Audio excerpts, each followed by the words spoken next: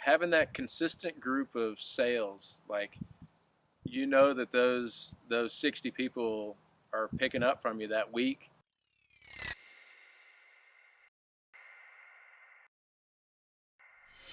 So Sam, you started farming 2011. It's 2017 now.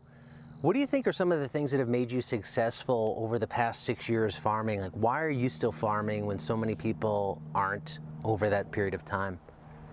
I'd say just being able to grow a good product and having a local community that really supports us is definitely a big part of it. We've built it up slowly since 2011, and we've had great community buy-in with 60 members of our CSA currently, and I think that knowing that those folks are there and that they're looking forward to next season has been a big part of why I'm still here. What do you do to build community? That's one thing that I think a lot of people new to any business can struggle with. Is there's obviously people that identify with local food that want to support local businesses. How do you reach them? How do you cultivate and build those relationships? Really, the majority of our folks come from friends of current or past members, and it started out with like 10 people that we knew. Just personally asked them if they wanted to join the CSA and explained what the heck a CSA was to them. And then, from that, we've just built it on. We've done, people will follow my post on Instagram or on Facebook and hear about the CSA, or we'll meet folks and they, explain what we're doing. And they're like, I'd like to try that, and so we've just built a lot of it up, word of mouth. It's just actual relationships has gotten a huge part of our membership. I think, being at the farmers market through the summer, we've picked up a few folks through that, and you get to know folks that are shopping with you weekly, and, being able to see them weekly and talk recipes or talk, about the farm, or people just being near the university. There's folks that are interested in agriculture, and so they want to be a part of it. How have you found that the farmers market and CSA have played off of each other? Could you have gotten the CSA to where it is today in the time frame it has without the farmers market, or do you think you needed the farmers market? How do you view both of those? Because if you're going to do them both, they both have to pay. You're putting time into both. How do you view them, and how do they synergize? Yeah, there's been a couple of years that we didn't even do the farmers market, just solely the CSA, and so I think that in our years of biggest growth in the CSA, it was helpful that we were at the market. It was just another way to draw more members and get to meet more people. So I think that it has helped, and depending on the amount of marketing that market receives for the year, we have better years than others. When it changed locations, that threw off a lot of people, and we saw a drop in our attendance at the market. And so having that issue kind of affected things, but having the CSA and us growing outside of the farmers market season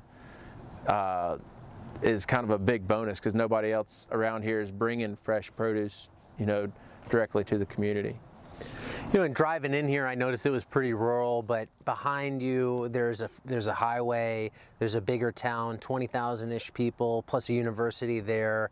How have you got a small population to seek out this type of food? Is it just putting it out there and then the people that want it find it? Like, how do you try and isolate the people that do want it in a small community, because it's not a big city? Yeah, being here with the university, I think, has a lot to do with it.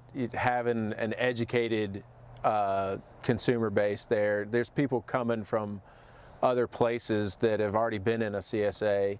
I mean, more than half of our CSA customers are tied to the university, so I think that's been a big part of it.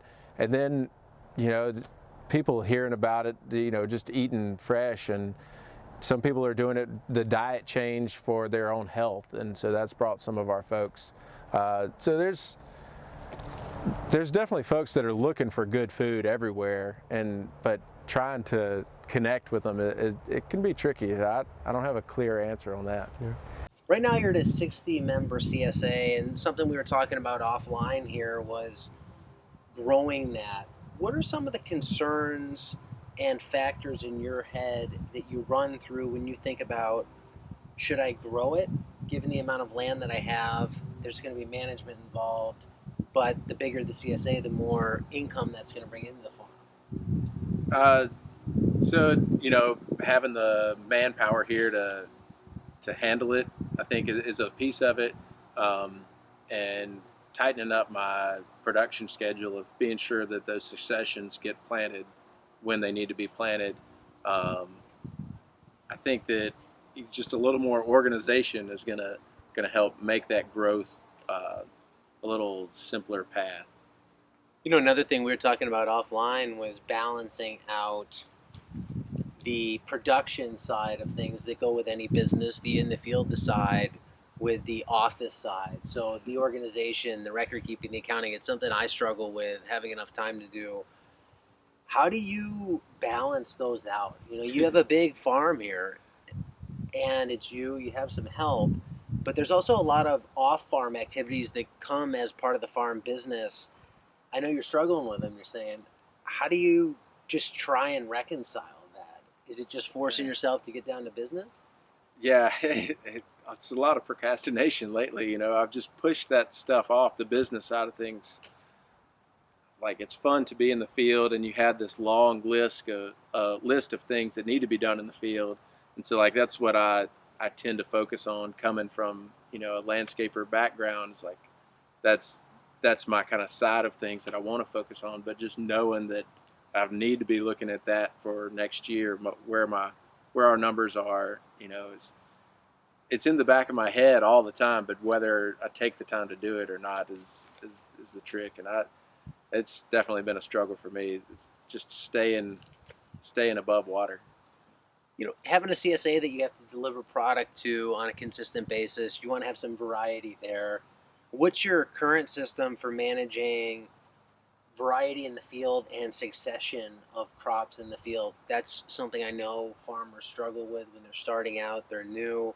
How do you deal with the timing of these successions out here?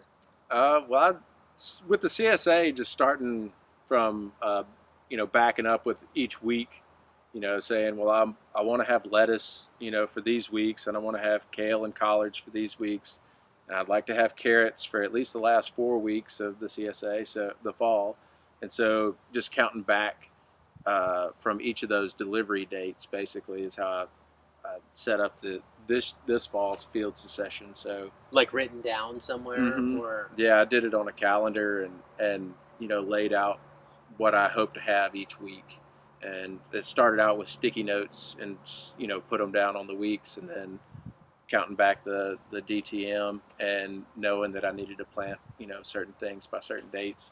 And we struggled with some of our plantings, and luckily I had gone on and put in an extra planting of each thing, to just in the schedule to try and kind of buffer it a little bit. when it comes to being a CSA farm, what's the best thing about having a CSA? Having that consistent group of sales, like, that those 60 people are picking up from you that week, and so having that money on the front end to kind of plan out how much labor I'm able to have during the season and get our supplies in and get everything set for the season, and versus like the farmers market, it's like, well, we hope we're gonna meet this much on this week, but if people don't show up, what do you do? But with the CSA, it's already a pre-sale. It's already done for the 10-week season, and we know that our customers are going to come pick it up. We're going to have a few that miss for whatever reason, out of town or whatever, each week, but we get them to typically have somebody else pick it up. So knowing that we have 60 people that are going to show up each week it's a lot easier to plan around than we hope that these people show up for the farmers market. Even though you get consistent sales, 60 people showing up, what's the worst thing about having a CSA based farm? that first week, hoping that everything is going to be ripe on time. You know, it's like the anticipation of the first week of the CSA this fall. I had, you know, other stuff going on at home and family and whatnot, but it's like, is this lettuce actually going to grow? Are my radishes going to be big enough? You know, is everything going to be to size that I need it to be that week? Am I going to have my 5 to 7 items ready? So that like anticipation of, is everything going to be ready for the first week? Even though I've grown this stuff for a couple of years now, it's like you still hope that the weather hadn't messed you up too bad, and that, you know, the lettuce is going to be a big enough head, or, you know, you're going to have enough bunches of kale ready, or you're going to pick enough pints of cherry tomatoes or whatever it is. Have you had any CSA horror stories where crops failed, freaks, accidents of nature, or things just didn't work and you had to, where you couldn't deliver to a CSA customer base? Not yet. In all the years that we've done it, we haven't missed a single week drop off, or pickup of the CSA. So we've made every share that we've committed to. I don't know, for some reason at the beginning of each season I have that nervousness about it, but we've had plenty each year. I worked at a CSA farm in Tupelo, and we actually had our first week of CSA. Everything was beautiful, and a tornado hit on that Monday morning, and we still delivered everything. That we had some stuff that was kind of beat up, but we still had enough produce there. So just having a diversity of crops has helped with that. But I think just having enough extra planted really makes a difference.